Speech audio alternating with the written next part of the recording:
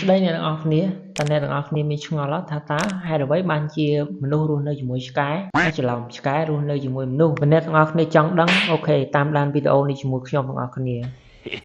ជាងគេសួរថាតើហេតុអ្វីបានជាសត្វឆ្កែនឹងវារស់នៅជាមួយមនុស្សសត្វឆ្កែនឹងវាបានរស់នៅជាមួយមនុស្សនឹងប្រហែលប្រហែលជា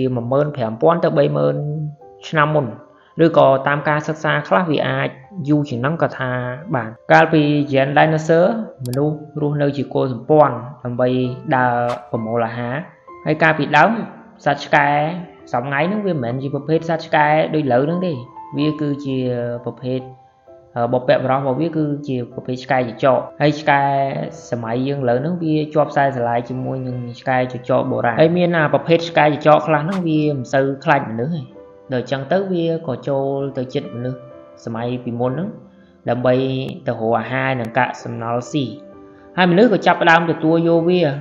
ព្រោះវាអាចជួយការងារដល់មនុស្សយើងដូចជាពុះអស់រែកទឹកដាំបាយអូខេការងារខាងលើហ្នឹងគឺជាមនុស្សអ្នកធ្វើមិនមែនឆ្កែតែឆ្កែវាបានជួយប្រមាញ់អាហារនិងជួយការពារមនុស្សហើយតាមរយៈការផ្សាំងជាច្រើនជំនាន់ហើយនឹងការបង្កាត់ពូជហ្នឹងគឺបានផ្លាស់ប្ដូរពីសត្វចចក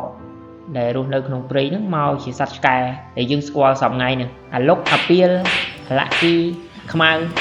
សិតជាឆ្កែរបស់ខ្ញុំហើយយើងត្រូវដឹងថាឆ្កែវាមិនមែនជាសត្វចិញ្ចឹមធម្មតាទេប៉ុន្តែវាក៏ត្រូវបានគេចាត់ទុកថាជាសត្វចិញ្ចឹមដែលស្មោះត្រង់ជាមួយមនុស្សឆ្កែបានคล้ายទៅជាអ្នកជួយយើងដូចជាការការពារស្វែងរកមនុស្សឬមួយក៏ជួយសង្គ្រោះមនុស្សជាច្រើនតួយ៉ាងដូចជាមានឆ្កែដោះមីនហើយវាមានការចងចាំដ៏ល្អនិងក្តីស្រឡាញ់ដោយគ្មានហេតុផលមកលើយើងហើយសត្វឆ្កែវាមានសមត្ថភាពពិសេសអាចយល់អារម្មណ៍អាចស្គាល់ពីសំឡេងក្លិននិងកាយវិការហើយជាមួយអារម្មណ៍របស់ម្ចាស់វានឹងឯងពេលដែលយើងមានភាពឯកាអ្នកទាំងអស់គ្នាមានចំណាំពេលដែលយើងមានភាពឯកាបើសិនណាជាយើងមានចិញ្ចឹមឆ្កែពី3ទៅវាអាចជួយឲ្យយើងធូរស្រាលនៅក្នុងចិត្តបាន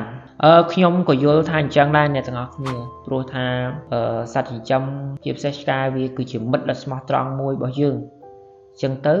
វាអាចជួយធ្វើឲ្យយើងរំសាយនៅអារម្មណ៍ដែលមានទុក្ខលំបាកអីអញ្ចឹងណាយើងអាចលេងមួយឆ្កែឆ្កែក៏វាលេងមួយយើងនៅមួយឆ្កែឆ្កែនៅមួយយើងហើយតាមពិតទៅឆ្កែវារស់នៅជាមួយមនុស្សយើងនឹងមិនមែនអត់ប្រយោជន៍ទេព្រោះឆ្កែវាអត់ចេះធ្វើផ្ទះអញ្ចឹងវានៅជាមួយមនុស្សយើងវាបានផ្ទះនៅដែរហើយអត្ថប្រយោជន៍វាមានច្រើនដូចជាវាទទួលបានពីមនុស្សយើងគឺទី1គឺអាហារហ្មងទី2គឺជំរកហើយនឹងការថែទាំវាយើងដឹងហើយបែបសត្វថ្លៃជាងបែបមនុស្សទៀតចាក់ឆ្កែថ្លៃជាងចាក់មនុស្សទៀតហើយចំណែកឯមនុស្សយើងវិញក៏ទទួលបាននៅមិត្តភាពនិងការការពារដ៏ស្មោះត្រង់ពីឆ្កែដែរដូច្នេះតំណែងរវាងមនុស្សជាមួយនឹងឆ្កែវាមិនមែនជាការរស់នៅជាមួយគ្នាដោយចៃដន្យនោះទេប៉ុន្តែវាគឺជាមិត្តភាពដែលកើតឡើងពីការជួយគ្នាទៅវិញទៅមកនិងការយល់ចិត្តគ្នាអស់រយៈពេលរាប់ពាន់ឆ្នាំមកហើយខ្ញុំជឿថាអ្នកទាំងអស់គ្នាបានទស្សនារឿងដែលតាក់ទងជាមួយនឹងភាពស្មោះត្រង់របស់ឆ្កែជឿថាស្រក់ទឹកភ្នែកអត់ដឹងខ្លួនដូច្នេះបើសិនណាជាពេលយើងស្អប់នរណាគេម្នាក់សូមកុំជេរគាត់ថាអាចឆ្កែព្រោះថាបើយើងជេរគាត់ថាឆ្កែហាក់ដូចជាផ្ដល់តម្លៃនៃមិត្តភាពស្មោះត្រង់ឲ្យគាត់ច្រើនពេកអូខេមុននឹងបញ្ចប់វីដេអូនេះចង់សួរអ្នកទាំងអស់គ្នាថាអ្នកទាំងអស់គ្នាមានមិត្តជាឆ្កែឬមួយក៏អ្នកទាំងអស់គ្នាមានមិត្តចរិតឆ្កែ Nice អរគុណមកយល់ថាវីដេអូនេះវាមានប្រយោជន៍ដល់អ្នកទាំងអស់គ្នាជួយចុច Subscribe ជួយចុច Like ដើម្បីទទួលបានវីដេអូ